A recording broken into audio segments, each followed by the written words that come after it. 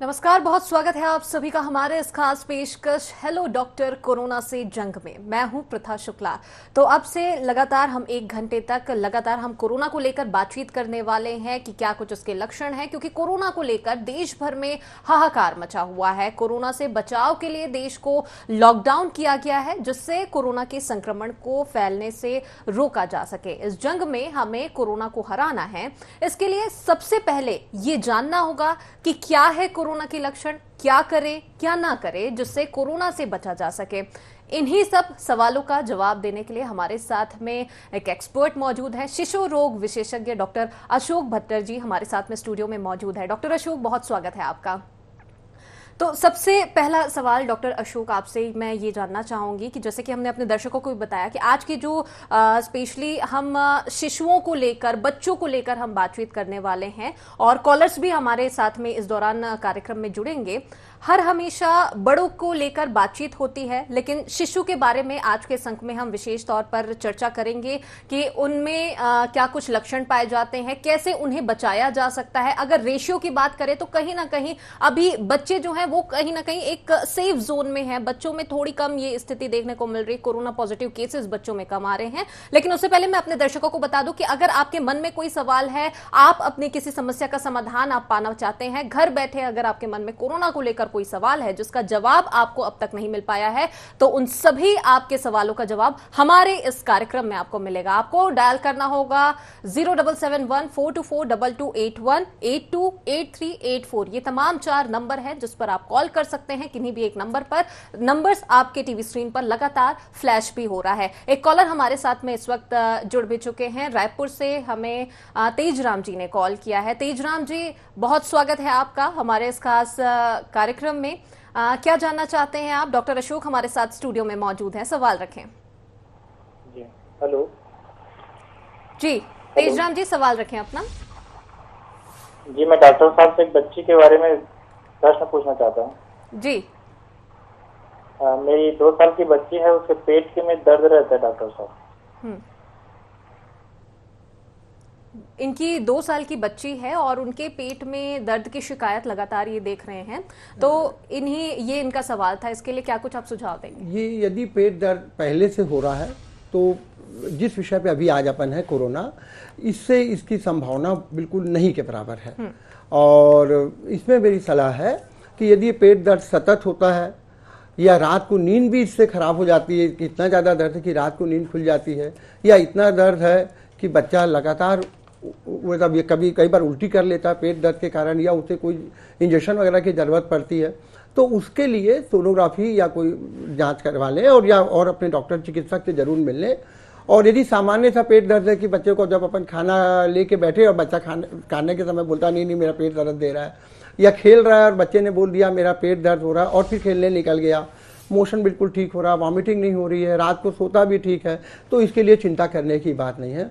और बहुत ज़्यादा से ज़्यादा संभावना है कि इसका कोरोना से कोई संबंध नहीं है। जी डॉक्टर अशोक, इनके बाद में एक और कॉलर हमारे साथ में जुड़ चुके हैं। रायपुर से गोपाल जी ने हमें कॉल किया। गोपाल जी, बहुत स्वागत है आपका हमारे इस खास प्रोग्राम में। क्या जानना चाहते हैं आप? सवाल रखें। जी डॉक्टर साहब नमस्कार, मैं कुशालपुर रायपुर से गोपाल देवांगन बोल रहा हूँ। जी, सवाल रखें अपना। डॉक्टर साहब, मैं यही जानना चाह रहा था कि किसी भी व्यक्ति को जब सर्दी खांसी होती है तो कितने दिनों के बाद, मतलब हम सशंकित रहते हैं कि वर्तमान में कोरोना चल रहा है, तो मतलब ये हम इंश्योर कैसे करें कि सामान्य सर्दी खांसी है या कोरोना के कोई लक्षण अपने में आए हैं? बहुत अच्छा प्रश्न है। इसमें हमारी समझाना यह है कि कीटाणु के शरीर में प्रवेश करने से लेके बीमारी के उभरने के बीच आमतौर पर इसको इंक्यूबेशन पीरियड बोलते हैं, 2 से 14 दिन का होता है। प्रायः 2 से 14 दिन के अंतराल में ऐसा होता है। दूसरा कि क्या इसको हम सर्दी खांसी को कोरोना मान लें, तो इसमें मेरी सलाह यह है कि यदि बच्चे को पहले से ही सर्दी खांसी बार बार होती है तो कोरोना की संभावना कम है। पर हाँ, मन में ये विचार कब आ सकता है कि यदि बच्चे को बुखार हुआ, खांसी एकाएक बढ़ी, सांस लेने में तकलीफ हुई और उसका ऐसा कोई कांटेक्ट हो कि कोई ऐसा व्यक्ति जो अभी हाल में बाहर देश से आया हो, जैसे कोई इटली से होकर आया, चाइना से होकर आया, यूके लंदन से होकर आया, यूएसए से होके आया, अमेरिका से होके आया, अगर ऐसी कोई बात लगती है कि नहीं ये व्यक्ति जो हमारा बच्चा है ये जो संभावित आदमी जो बाहर से आया है या ऐसा व्यक्ति जिसके परिवार में ऐसे संक्रमण का प्रभाव है या संक्रमित ये हो सकता है, अगर वैसी चीज़ें संपर्क नहीं है तो प्रायः इसका मन में भय नहीं लाना है। और बच्चा यदि खेल रहा है, सर्दी है, खांसी है और खेल रहा है और जो बचपन से इसको जल्दी जल्दी सर्दी खांसी होती है, इसकी तासीर ही है, तो संभावना कम है। जी बिल्कुल। इनके बाद में गिरीश जी हमारे साथ में जुड़ चुके हैं, डॉक्टर अशोक, बिहार से इन्होंने कॉल किया है। गिरीश जी, बहुत स्वागत है आपका हमारे इस खास प्रोग्राम में। क्या जानना चाहते हैं आप, कोरोना को लेकर क्या कुछ सवाल है आपके मन में?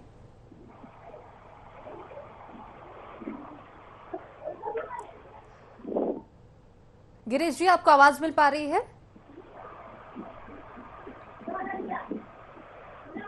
गिरीश जी, क्या आप हमें सुन पा रहे हैं? हाँ, आवाज आ रहा है जी, अपनी टीवी की वॉल्यूम आप म्यूट कर दें सबसे पहले, और उसके बाद में क्या कुछ सवाल है वो रखें। हेलो जी, सवाल रखें। लगता है संपर्क उनसे टूट गया है। तो डॉक्टर अशोक, आपसे सवाल एक करना चाहूंगी। कॉलर्स हमारे साथ में लगातार जुड़ रहे हैं, लेकिन इस बीच मेरे भी मन में एक सवाल था आपसे।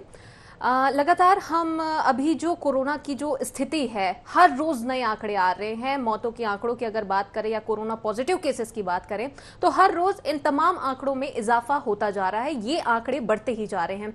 बच्चों की अगर बात करें तो पहली प्रतिक्रिया आपसे लेना चाहेंगे, बच्चों में इसे कैसे पहचाना जा सकता है, क्योंकि बच्चे बहुत नाजुक भी होते हैं, तो उन्हें कैसे उनमें सिम्टम्स देखने को मिलते हैं? क्या इनमें भी, बच्चों के भी सिम्टम्स क्या बड़ों के जैसे ही रहते हैं?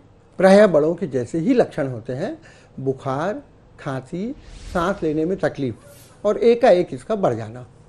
और मैंने जो जैसा पहले कहा था कि संपर्क पे जरूर निगाह रखें। अगर ऐसा कोई व्यक्ति जो बाहर देश से आया है जहाँ पे कोरोना का प्रभाव ज़्यादा है, या ऐसा परिवार जिसमें संक्रमित व्यक्ति होने का भय है, यदि उसका संपर्क है तो मन में ये विचार आ सकता है कि इसको कोरोना तो के लिए जांच कराना है क्या, अन्यथा सामान्य परिस्थिति में डरने की बात नहीं है। जी बिल्कुल। एक कॉलर हमारे साथ में जुड़ चुके हैं, संतोष जी ने हमें कोरबा से कॉल किया है, और कोरबा से ही लगा हुआ कटघोरा है, जो कि अभी कहीं ना कहीं एक डेंजर जोन में है, हॉटस्पॉट कहीं ना कहीं उसे कहा जा सकता है कटघोरा को। फिलहाल कोरबा से संतोष जी हमारे साथ में जुड़ चुके हैं। संतोष जी, बहुत स्वागत है आपका। क्या जानना चाहते हैं आप, सवाल रखें। हाँ मैडम, नमस्ते जी नमस्कार। नमस्कार। हेलो जी, सवाल रखें अपना संतोष जी। हाँ मैडम, जैसे शरीर में कोई भी जो विकार उत्पन्न हो रहा है कोरोना से संबंधित, तो कौन कौन से सिम्टम इम्पोर्टेंट है?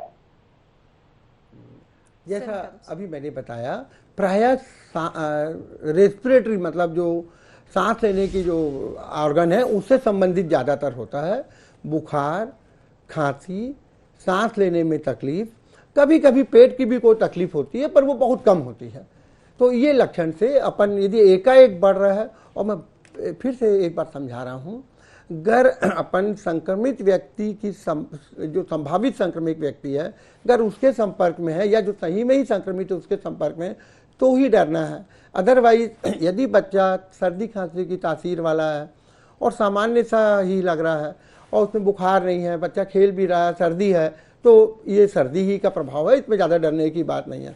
कई बार फ्लू टाइप की चीज़ें भी होती है जिसमें अपने को ऐसा भय होगा, तो वैसे में क्या लगता है कि देखिए उस समय थोड़ा सा बुखार आएगा, हाथ पैर में दर्द होगा, थोड़ी बहुत सर्दी होगी, उसमें खांसी प्रायः नहीं होती फ्लू में, और सांस लेने की तकलीफ प्रायः नहीं होती।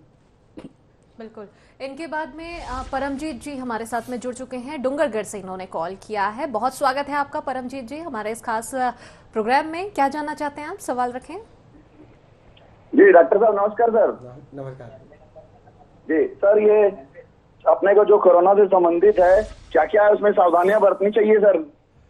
इसमें जो शासन के द्वारा निर्धारित की चीज़ें हैं उसका जरूर ध्यान रखें। तो इसमें सबसे पहला सोशल डिस्टेंसिंग का जरूर ध्यान रखें। सोशल डिस्टेंसिंग या फिजिकल डिस्टेंसिंग जिसको बोलते हैं, तो 1 मीटर से ऊपर का गैप हो। अगर अपन कोई भी सार्वजनिक जगह में जा रहे हैं तो 1 मीटर से ऊपर का गैप हो। बराबर हाथ बार बार धोना चाहिए, और सैनिटाइजर होना आप ही आवश्यक नहीं है, सैनिटाइजर है तो ठीक, परंतु उससे ज़्यादा अच्छा है कि हम साबुन से बराबर हाथ धोते रहें पूरी तरह। इसका ध्यान रखें, सोशल डिस्टेंसिंग, साबुन के पानी से हाथ धोना, या यदि वो किसी कारण से उपलब्ध नहीं है या बहुत जल्दी है तो सैनिटाइजर उपलब्ध है तो उससे हाथ पोंछना, और सार्वजनिक जगहों में जाने से बचना है। शासन ने जो अभी कहा है लॉकडाउन की अवधि अवधि अभी बढ़ने की संभावना दिख रही है, तो उस अपने को भीड़ वाली जगहों में जाने से बचना है। शासन ने अभी एक और निर्देश दिया है कि मास्क, यदि आप बाहर निकल रहे हैं, सार्वजनिक जगह जा रहे हैं तो मास्क का उपयोग करना है, तो उसका भी ध्यान रखें। और एक और आवश्यक चीज़ है कि इस एक आदत से बचना पड़ेगा, हालांकि आदत बहुत पहले से हो जाती है लोगों में, बार बार नाक, आँख, कान, चेहरे को जो छूने की आदत है, इसको छूने से बचना होगा। अदरवाइज क्या होता है, देखिए कई चीज़ों में, जैसे कोई दरवाजे के हैंडल है, टेबल है, किसी पे भी कहीं पे भी कीटाणु हो सकता है, और व्यक्ति से ये भूल हो सकती है कि वो उसको छुआ हुआ हो, उसने हाथ को साफ नहीं किया है, उसमें गलती से अगर कीटाणु है और उस आप अपने मुंह हाथ को बार बार छू रहे हैं तो कीटाणु उससे अंदर जा सकता है, सांस के नाक के माध्यम से, सांस के माध्यम से। तो इसका भी ध्यान रखें कि इस आदत से बचना है कि बार बार चेहरे को नहीं छूना है, मास्क का उपयोग करना है। तमाम नियम जो बनाए गए हैं उसे यदि आप फॉलो करते हैं तो बहुत हद तक आप कोरोना से बच सकते हैं। और एक जो बहुत इंपॉर्टेंट बात डॉक्टर अशोक ने कही है वो ये है कि सैनिटाइजर का उपयोग तो करना ही है, लेकिन उससे कहीं ज्यादा बेहतर साबुन का अगर आप इस्तेमाल करते हैं, सोप का अगर इस्तेमाल करते हैं, और सोप से अगर आप हैंड वॉश करते हैं तो ये ज्यादा बेहतर होगा। एक और कॉलर हमारे साथ में जुड़ चुके हैं डॉक्टर अशोक इस वक्त। रायपुर से बबलू जी ने हमें कॉल किया। बबलू जी, बहुत स्वागत है आपका हमारे इस खास प्रोग्राम में। क्या जानना चाहते हैं आप, सवाल रखें। सर नमस्कार सर, मैं ये जानना चाह रहा था कि मार्केट में बहुत सारी सैनिटाइजर कंपनी आ गई है, तो बच्चों के लिए कितने हानिकारक हो सकते हैं सैनिटाइजर, या सेफ हो सकते हैं, या अभी जो मौसम चल रहे हैं तो बच्चों के खान पान में क्या चीज सुधार आ सकते हैं, खाने पीने में क्या दे सकते हैं उनको मौसम को देखते हुए।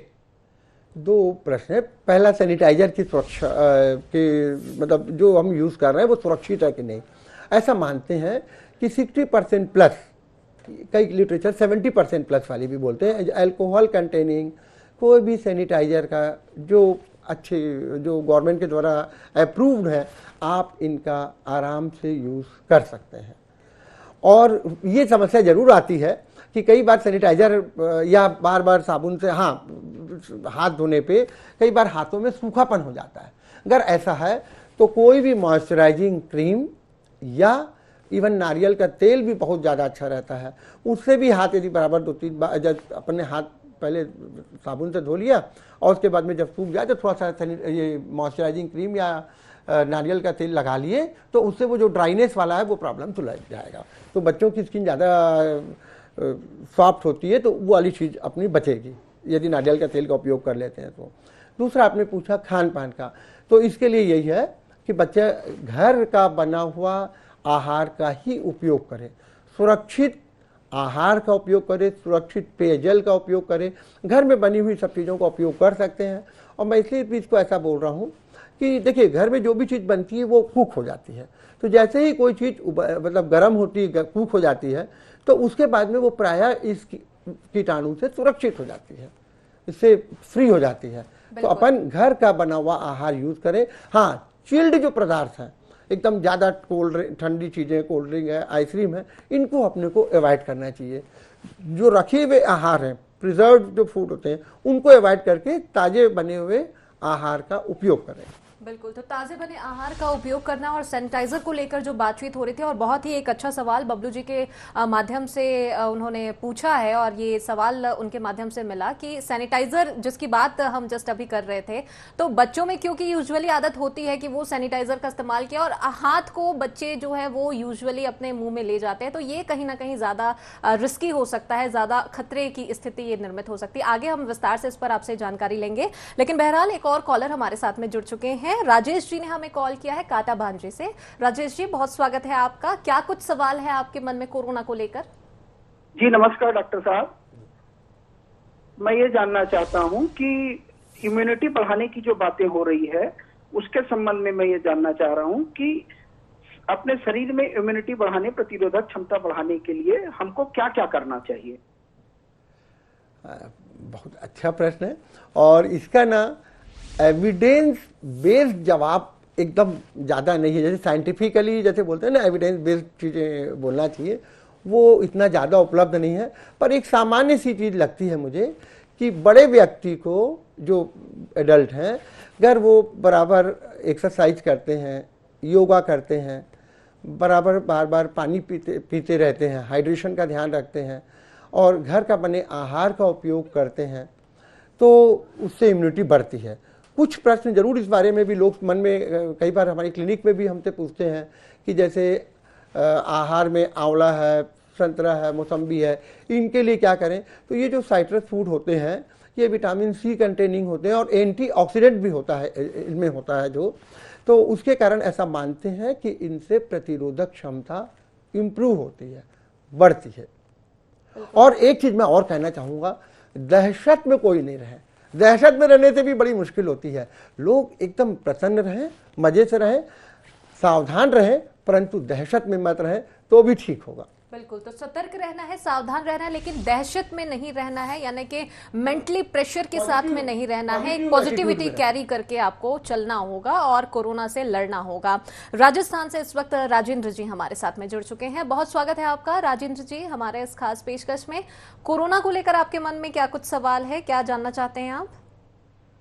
मैडम, मैं डॉक्टर साहब से मैं ये जानकारी चाहता हूँ कि मेरे गले में बार बार इंफेक्शन हो रहा है, तो वे इसे क्या कोरोना से जोड़ के देखो या वैसे ही हो रहा है?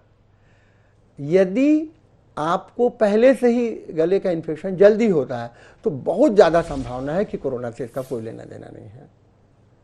हाँ, अगर अभी कोई नई चीज़ है तो खाली गले का इन्फेक्शन नहीं, फिर बुखार भी होगा, सांस लेने में तकलीफ होगी, 2 से 14 दिन का इंक्यूबेशन पीरियड है, वो तो बढ़ेगा, और नहीं तो इसकी संभावना कम। बिल्कुल। इनके बाद में मध्य प्रदेश के इंदौर से हमारे साथ फिरोज जी जुड़ चुके हैं। इंदौर आपको बता दें कि हॉटस्पॉट बना हुआ है कोरोना को लेकर और 30 से ज्यादा मौतें एक अकेले इंदौर में हो चुकी है। फिरोज जी हमारे साथ में जुड़ चुके हैं। फिरोज जी, क्या जानना चाहते हैं आप? सवाल रखें। फिरोज जी, अपनी टीवी की वॉल्यूम आप म्यूट कर दें और इसके साथ ही साथ मैं आप सभी दर्शकों से मैं फोन रिक्वेस्ट करना चाहती हूं कि अगर आप हमारे इस कार्यक्रम के चलते कॉल करते हैं तो सबसे पहले आप अपनी टीवी की वॉल्यूम म्यूट कर दें और उसके बाद में हमें कॉल कर आप अपना सवाल रख सकते हैं। एक कॉलर हमारे साथ में जुड़ चुके हैं, राजनांदगांव से सरिता जी ने हमें कॉल किया। सरिता जी, बहुत स्वागत है आपका हमारे इस खास प्रोग्राम में। टीवी की वॉल्यूम म्यूट कर दीजिए और क्या जानना चाहते हैं आप? सवाल रखें। जी मैम, अगर नवजात शिशु है और उसकी मदर जो है कोरोना पॉजिटिव है तो क्या बेबी को हो सकता है मदर से कोरोना? ये बहुत अच्छा रेलेवेंट प्रश्न है और कम से कम हम बच्चों के डॉक्टर हैं, हमारे लिए तो ठीक है। इसका कैसा है कि वर्टिकल ट्रांसमिशन बोलते हैं इसको, कि क्या गर्भवती माँ यदि कोरोना पॉजिटिव है तो नवजात शिशु को प्लेसेंटा के माध्यम से या ब्लड के माध्यम से बीमारी आएगी कि नहीं आएगी। इसकी संभावना अभी तक ये एस्टेब्लिश नहीं हुआ है। वर्टिकल ट्रांसमिशन अभी एकदम से एस्टेब्लिश नहीं हुआ है, पहला।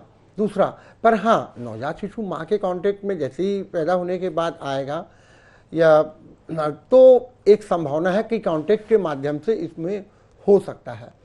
और इसमें ही लगे ये भी पूछा जा सकता है कि दूध पिलाना है या नहीं।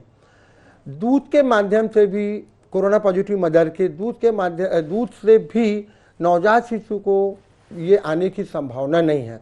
पर इसमें कुछ अलग अलग मत है। कुछ लोग सोचते हैं कि अगर डायरेक्ट यदि माँ एहतियात बरतती है, हाथ बराबर धो रही है, मास्क लगा रही है, तो बच्चे को अपना दूध पिला सकती है।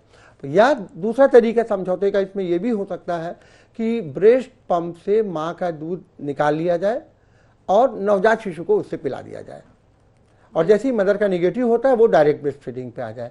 पर इसमें दोनों चीज़ें हैं। डायरेक्ट ब्रेस्ट फीडिंग भी यदि एहतियात बरत रहे हैं तो कराई जा सकती है। वर्टिकल ट्रांसमिशन अभी तक एस्टेब्लिश नहीं हुआ है। हालांकि देखिए, इस बीमारी का प्रभाव अभी मालूम ही पड़े 4 महीने में, दिसंबर 2019 से ही इस बीमारी के बारे में मालूम पड़ा है, तो अभी इस पर रिसर्च का काम जारी है। हो सकता है आगे कुछ चीज़ें नई एस्टेब्लिश हों, समय के साथ दिखेगा। तो वर्टिकल ट्रांसमिशन अभी तक एस्टेब्लिश नहीं हुआ है, लेकिन रिसर्च अभी लगातार जारी है। आगे बढ़ते हैं और रायपुर से जितेंद्र जी हमारे साथ में जुड़ चुके हैं इस वक्त। जितेंद्र जी, बहुत स्वागत है आपका। टीवी की वॉल्यूम आप म्यूट कर दें और कोरोना को लेकर आपके मन में क्या कुछ सवाल है?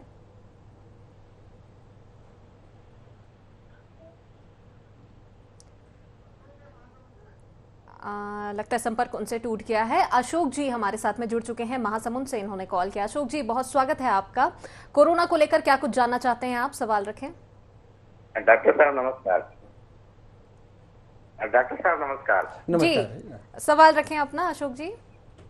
डॉक्टर साहब ये पूछना चाह रहा था, अभी जैसे लॉकडाउन की स्थिति है तो सारे बच्चे घर में पड़े हैं और टीवी और मोबाइल के जरिए ये अपना समय बिता रहे हैं, क्या इनकी इम्यूनिटी पर कोई प्रभाव नहीं पड़ेगा? नहीं, यदि ना ऐसे तो नहीं पढ़ना चाहिए। बहुत ज़्यादा संभावना है कि ऐसा नहीं होगा, क्योंकि घर में साफ सफाई की व्यवस्था उल्टा ज़्यादा होती है। पब्लिक प्लेसेस में बच्चे नहीं जा रहे हैं तो ज़्यादा होगी। हाँ, ये बात ज़रूर है कि थोड़ा सा एक्टिविटी थोड़ी सी रहे, और या फिर घर में फैट वाली चीज़ें जो तेल मतलब जिनसे वजन बढ़ने की संभावना ज़्यादा है, वसा वाली चीज़ें जिसको बोलते हैं, तेल, घी है, मीठा, थोड़ा सा इसका उपयोग कम करें, नहीं तो ओबेसिटी की ओर ज़रूर जा सकते हैं, तो उसका ध्यान रखें। और थोड़ा अभी देखिए, भाग्य की बात है कि सब बच्चों के साथ रहने का परिवार वालों को समय मिल रहा है, नहीं तो पहले ऐसा होता नहीं है। आमतौर पर नहीं तो अपने इतना समय नहीं दे पाते। तो अगर आप बच्चों के साथ हैं तो बच्चों के साथ थोड़ा उनको अच्छी कहानियाँ सुनाएं, कुछ करें, थोड़ा कि बच्चों के साथ कुछ आप भी इन्वॉल्व होकर रहें, तो हो सकता है उनका मन उसमें ज़्यादा लग जाएगा और खाने पीने पे भी थोड़ा सा कम हो जाएगा। इनके बाद रायपुर से गणेश जी हमारे साथ में जुड़ चुके हैं, इन्होंने कॉल किया है। गणेश जी, बहुत स्वागत है आपका। क्या जानना चाहते हैं आप? टीवी की वॉल्यूम म्यूट कर देंगे आप सबसे पहले और उसके बाद अपना सवाल रखें। हेलो जी, सवाल रखें अपना गणेश जी। हाँ,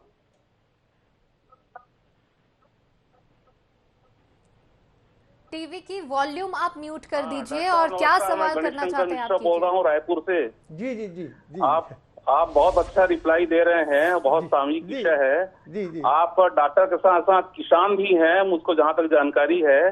जी। आप ये बताइए डॉक्टर साहब की जो 70-80% पॉपुलेशन छत्तीसगढ़ में किसानों की है, और किसानों का अभी जो रबी क्रॉप है, गेहूं की कटाई और मिंजाई दोनों चल रही है, तो ये कार्य तो एडडाउन नहीं किया जा सकता, पोस्टपोन नहीं किया जा सकता।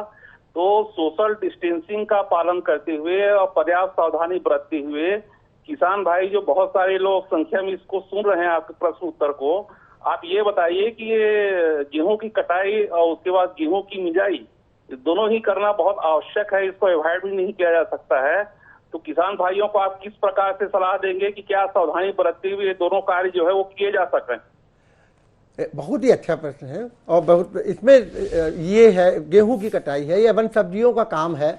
हमारा बिल्कुल इसमें सलाह ये है कि सोशल डिस्टेंसिंग का ध्यान रखते हुए, जिसको मात्र 1 मीटर का गैप है उसका ध्यान रखते हुए, और अब गवर्नमेंट ने जैसे कह दिया है कि मास्क का भी उपयोग कर लें, इस काम को जरूर से अपने समय पे कर लेना चाहिए। सिर्फ सावधानी बरतना है और जरूर कर लेना चाहिए। और जो हाथ धोने वाला काम है, जैसे घर से बाहर निकले तो हाथ धो गए, और जब घर के अंदर आ रहे हैं तो हाथ धो लिए। और इवन जो पुरानी एक परंपरा होती थी कि कपड़े चेंज करने वाली, काम करके जब व्यक्ति वापस आता है तो उसके बाद पूरा कपड़ा चेंज कर ले, ज़्यादा है तो वो नहाने का काम कर ले और उसके बाद में ये सब करे। परंतु अपनी जो दैनंदिनी के ये जो आवश्यक कृषि के कार्य हैं, खेती के काम हैं, वो सब जरूर कर सकते हैं। बिल्कुल, उस पर कोई मतलब मनाही नहीं है, हमारी डॉक्टरी के हिसाब से भी नहीं है, वैसे भी नहीं है। बिल्कुल। तो अगर कोई काम आपका आ रहा है जिसे लेकर आपका सवाल भी था, तो सोशल डिस्टेंसिंग का पालन करते हुए और कुछ नियमों को अगर ताक में रखकर आप उसे काम करते हैं तो निश्चित तौर पर आप कर सकते हैं। अजीत जी हमारे साथ में जुड़ चुके हैं, महासमुंद से इन्होंने कॉल किया है। बहुत स्वागत है आपका हमारे इस खास पेशकश में। टीवी की वॉल्यूम आप म्यूट कर दें और क्या सवाल है आपका? जी मैडम नमस्ते। जी नमस्कार।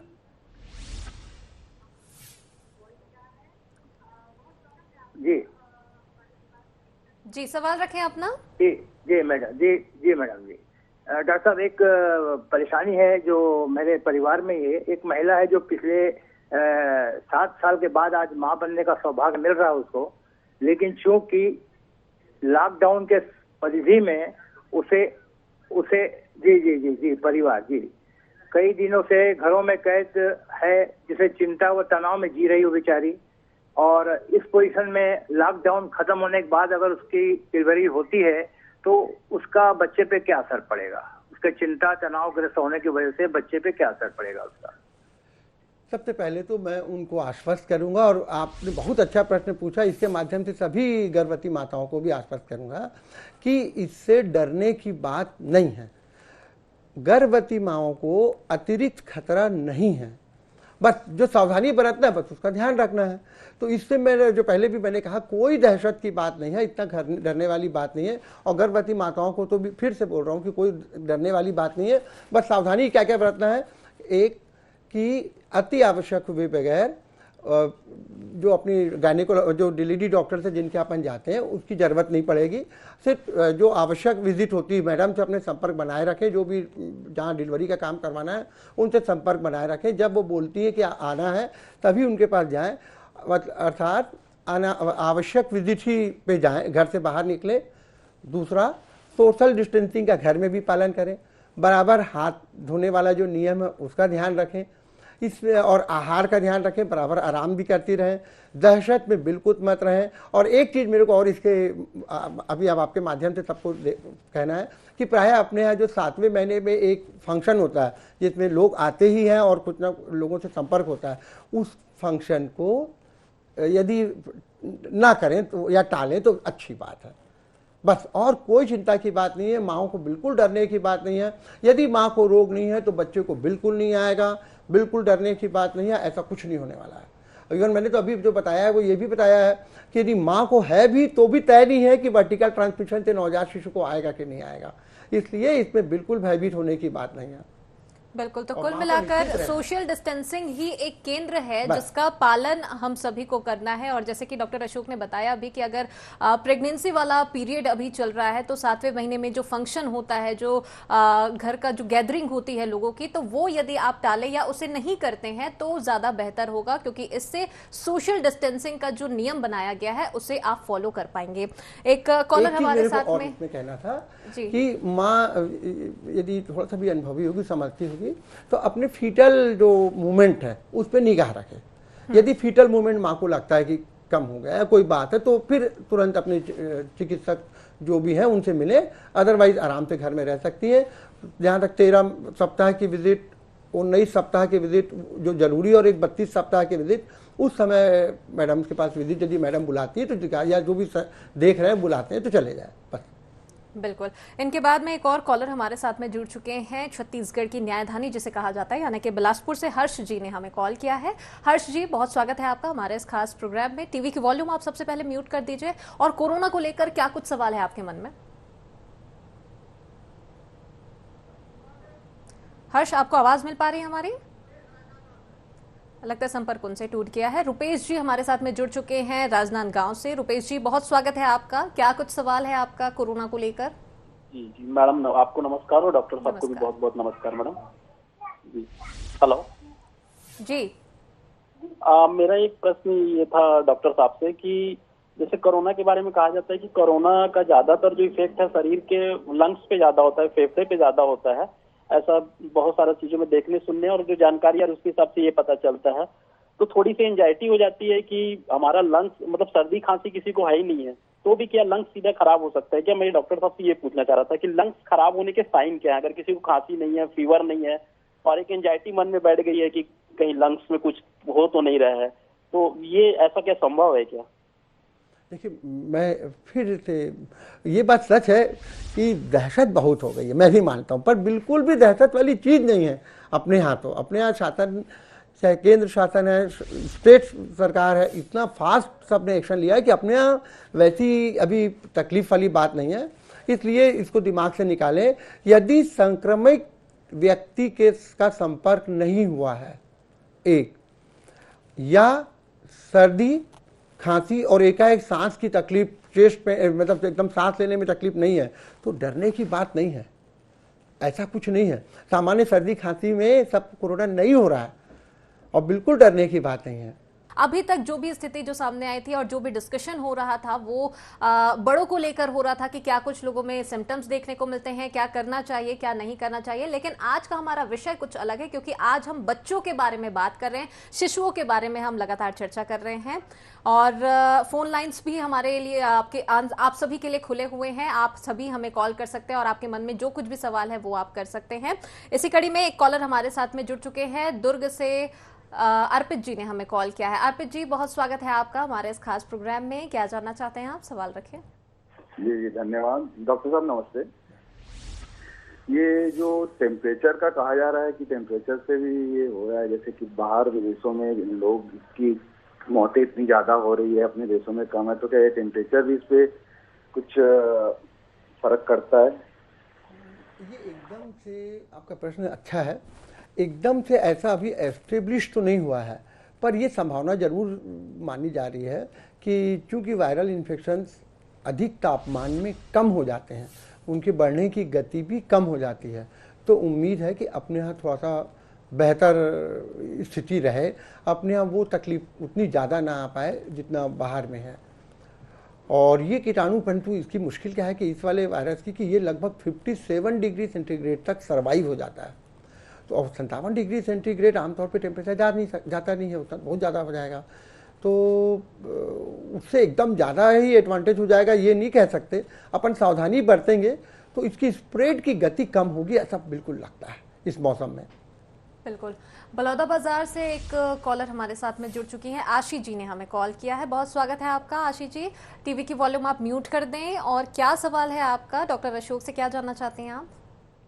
नमस्ते डॉक्टर साहब, मेरे को ये पूछना था कि आज इस वायरस से तो हमारे जानवरों को, हमारे जो घर में पालतू जानवर हैं, इससे क्या हमको सावधानी या क्या रखना चाहिए? आप इसके बारे में कुछ बताइए। ये तो तय है कि अभी तक ये जो घरेलू पालतू जो वो अपने हैं जानवर, इसमें प्रभाव नहीं आता है। इसमें मतलब जैसे किसी के यहाँ पालतू कुत्ता है या बिल्ली है, तो इसमें इनका प्रभाव अभी तक यहाँ नहीं देखा गया है।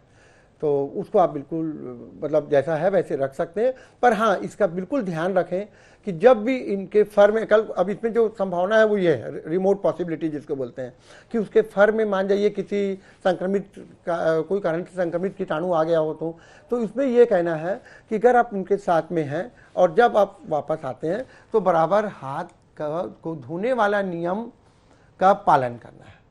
हाथ बराबर साबुन से धोना है या सैनिटाइजर से धोना है, इसका ध्यान जरूर रखना है।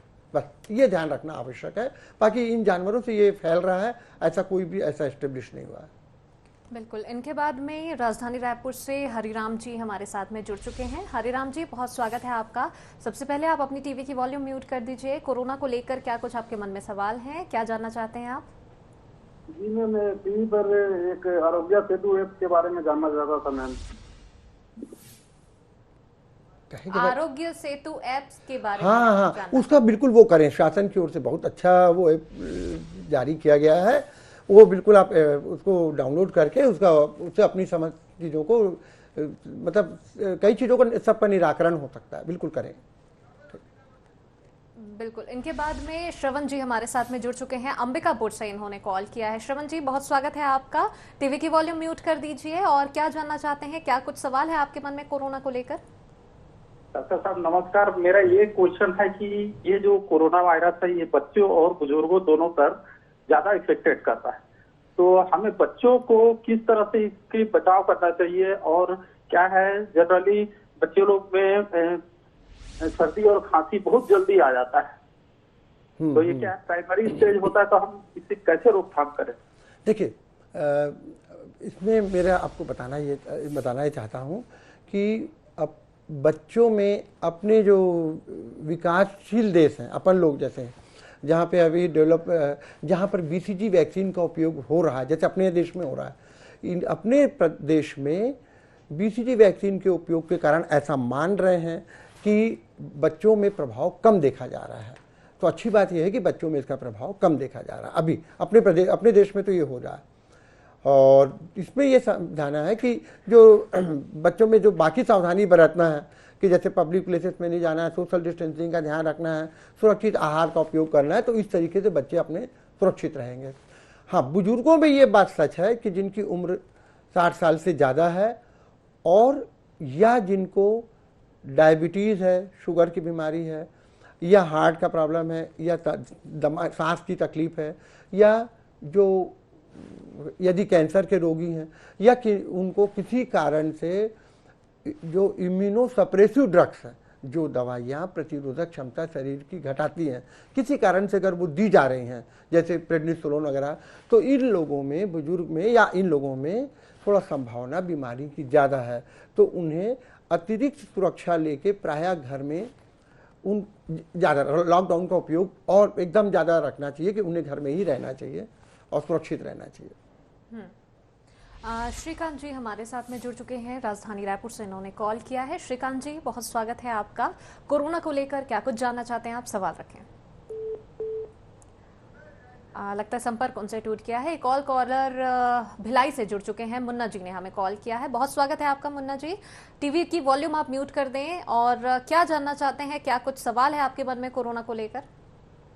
बच्चे हैं वो 8-9 साल के हैं, तो बहुत सर्दी है, उसको महीना भर हो गया, तो घर में ही है, वो बाहर नहीं जा रहा है, तो क्या करें? और ये तो बहुत जगह हो रहा है। देखिए, अगर 1-8 महीने से सर्दी है तो इस बीमारी को तो पहले दिमाग से निकाल ही देना कोरोना को, क्योंकि इसका इंक्यूबेशन पीरियड 2 दिन से 14 दिन तक रहता है।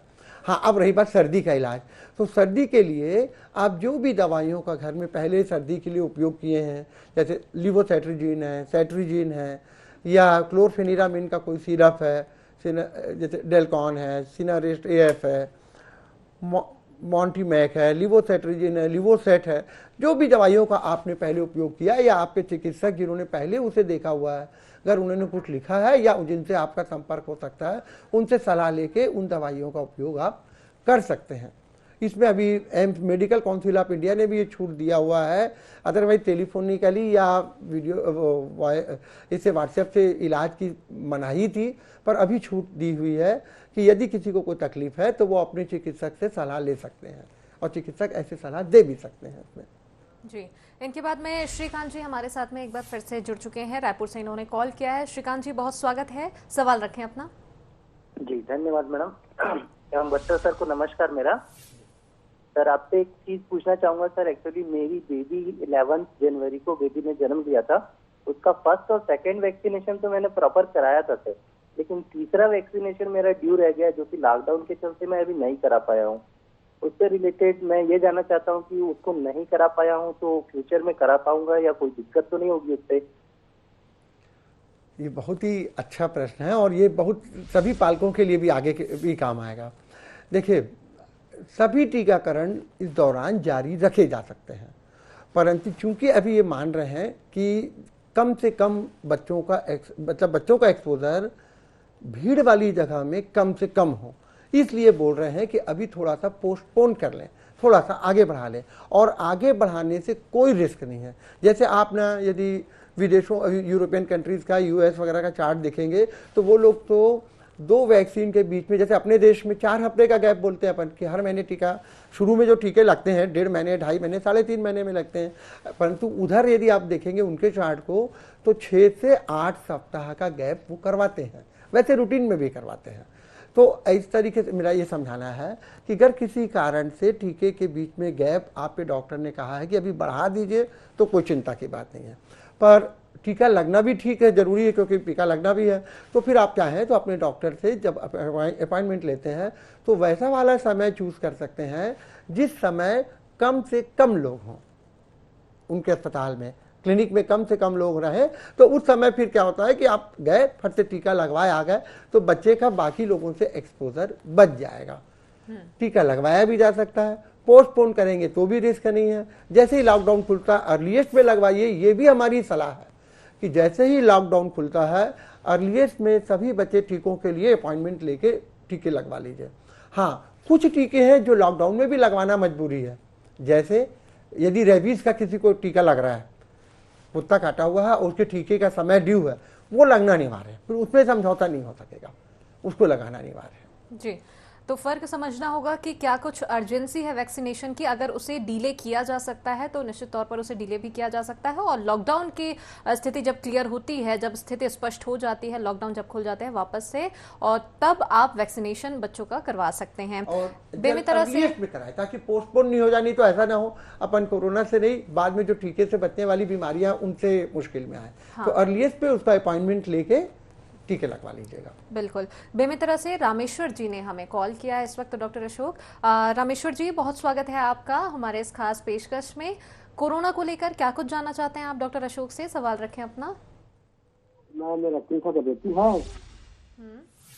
हेलो, 3 साल का बेटी है जो दिन खाते रहता है, उसका नाक बहता है, तो क्या इसको कोई उपाय है उसका इलाज करने के लिए? भी इनके 3 साल की बेटी है जो कि दिन भर उन्हें खांसने की शिकायत है, इसे लेकर इनका सवाल था।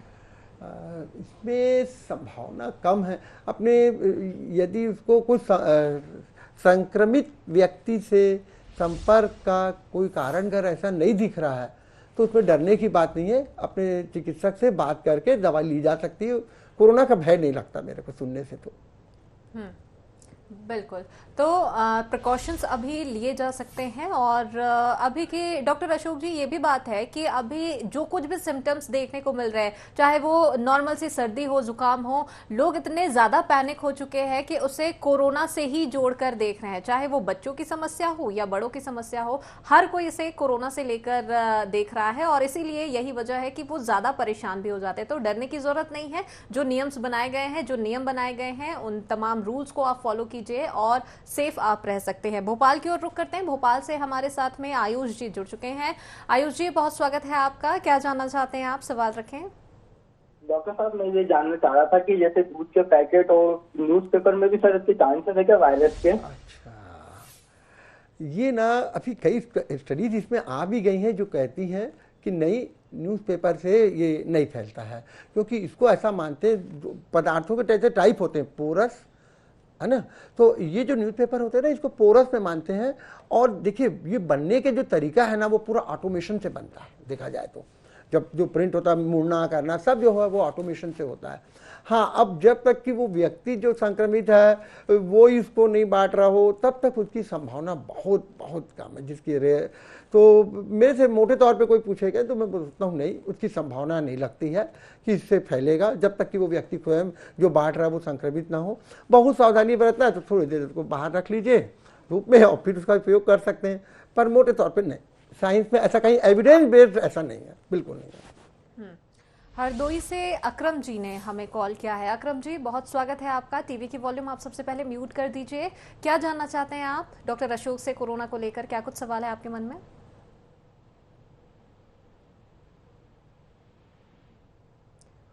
अकरम जी आपको आवाज मिल पा रही है? लगता है संपर्क उनसे टूट गया है। गुना से आलोक जी हमारे साथ में जुड़ चुके हैं। आलोक जी बहुत स्वागत है आपका। क्या जानना चाहते हैं आप कोरोना को लेकर? क्या कुछ सवाल है आपके मन में? सवाल रख करें। नमस्कार डॉक्टर साहब। टीवी की वॉल्यूम आप सबसे पहले म्यूट कर दीजिए और उसके बाद में क्या जानना चाहते हैं आप सवाल रखें। डॉक्टर साहब नमस्कार, मैं गुना मध्य प्रदेश से बोल रहा हूँ। हेलो जी, सवाल रखें, हम सुन पा रहे हैं हाँ आपको। डॉक्टर साहब, मेरा बेटी का बेटा है जो अभी दिसंबर 4 को पैदा हुआ है। तो एक तो अभी जैसा मेरे पूर्व में भी आपने एक जानकारी दी, मैं सुन नहीं पाया था, तो उसको जो टीके लगना है वो टीके लगने में तो उसको गैप हो गया है क्योंकि अभी टोटल जो है लॉकडाउन है। तो एक तो मैं आपसे वो सलाह ले रहा हूँ कि अगर अपन लेट होते हैं तो कोई दिक्कत तो नहीं। दूसरा हेलो जी और दूसरा मैं सवाल ये कर रहा था कि जैसे बच्चा रहता है घर में तो अपन उसको थोड़ा सा गार्डन में, हमारे घर में ही गार्डन है, वहां हम उसको ले जाते हैं, धूप भी दिखाते हैं, तो कोई प्रॉब्लम तो नहीं है डॉक्टर? नहीं है। टीका अगर थोड़ा सा पोस्टपोन हो रहा है, आपके चिकित्सक ने सलाह दिया है कि टीके को पोस्टपोन कर लेते हैं, अभी कोई खतरा नहीं है। और घर लगवाना ही है, लगवाने के लिए वो है तो फिर मैंने जैसा पहले भी बताया कि ऐसा समय चूज करें जब मरीजों की संख्या कम हो या टीकाकरण का समय डॉक्टर साहब के लिए जैसे मान लीजिए सवेरे का 1-1.5 घंटे सिर्फ टीकाकरण के लिए कर लें, तो सिर्फ स्वस्थ बच्चे आए उस दौरान, और वो एक अलग एरिया हो जहाँ पे सिर्फ स्वस्थ बच्चे आए जो टीका लगवा लें, और उसके बाद में फिर रेगुलर मरीजों को देखा जा सकता है। एक तरीका ये भी है, तो उस समय टीका लग सकता है। और अगर किसी कारण से डॉक्टर साहब बोल रहे हैं कि नहीं अभी पोस्टपोन करके अपन थोड़ा आगे बढ़ा देंगे, कोई रिस्क नहीं है, परंतु जैसे ही ये सब स्थिति में सुधार होता है, लॉकडाउन खत्म होता है, अर्लीस्ट पे सभी टीकों के लिए डॉक्टर साहब से अपॉइंटमेंट लेके लगवा लें। 1, 2, अब रही बात कि अब को अपने घर के अंदर में कहीं घुमा सकते हैं कि नहीं, घुमा सकते हैं। घर में किसी को भी संक्रमण नहीं है, कोई ऐसी चीज़ें नहीं है जिससे बच्चे को अपने को लगे कि संक्रमित चीज़ों के संपर्क में आ रहा है, तो बिल्कुल डर नहीं है। उल्टा उससे बेहतर ही है, बच्चे को कोई तकलीफ नहीं होगी, उससे अपन ऐसा कर सकते हैं। बिल्कुल, तो वैक्सीनेशन की जो एक समस्या है वो कहीं ना कहीं अभी सामने आ रही है उन तमाम पेरेंट्स के लिए, जो कि सच भी है, क्योंकि एक पर्टिकुलर पीरियड के बाद, एक ड्यूरेशन के बाद में बच्चों को प्रॉपर वैक्सीनेशन करवाना होता है उनका, और क्योंकि अभी की स्थिति लॉकडाउन वाली है तो इसलिए ये समस्या भी जाहिर है कि सामने आ रही है। बढ़ते हैं आगे, श्योपुर से नितिन जी हमारे साथ में जुड़ चुके हैं। नितिन जी, बहुत स्वागत है आपका। क्या जानना चाहते हैं आप? टीवी की वॉल्यूम आप म्यूट कर दें और उसके बाद सवाल करें।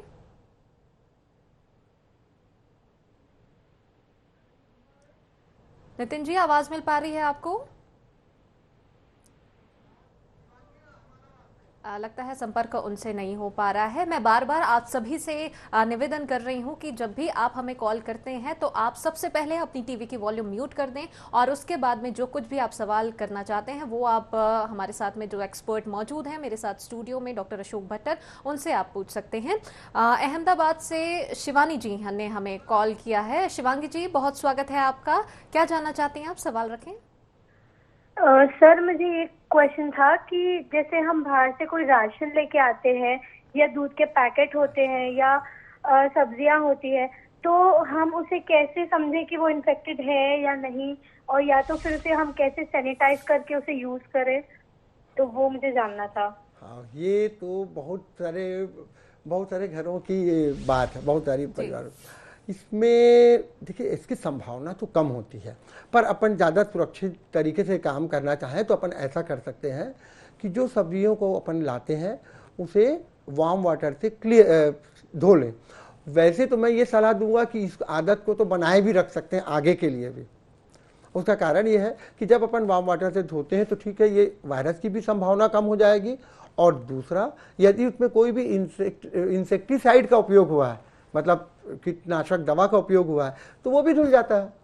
तो मेरे तो इसमें ये सलाह है कि सबको हल्के कुनकुने पानी से या कुनकुने पानी से इसको धो लेना चाहिए, रनिंग वाटर से धो ले, और उसके बाद में इनका उपयोग कर सकते हैं। और चूंकि सब्जियों को बाद में अपन सब्जी तो बनाते हैं, मतलब गर्म करते, काटते भी, बनाते, उबालते हैं, बनाते हैं, तो वैसे भी इसमें कीटाणु नहीं रहेगा, तो उससे अपन फ्री हो जाएंगे। पर एक अभी जैसे कोरोना के समय में मैं कई चीज़ें पॉजिटिव मानने लग गया हूँ, उसमें से एक ये मान रहा हूँ कि सब्जियों को धो के ही, अच्छे से रनिंग वाटर से धो के ही उपयोग करने की आदत अभी कोरोना काल में भी और आगे भी बनाए रखें तो अच्छा रहेगा।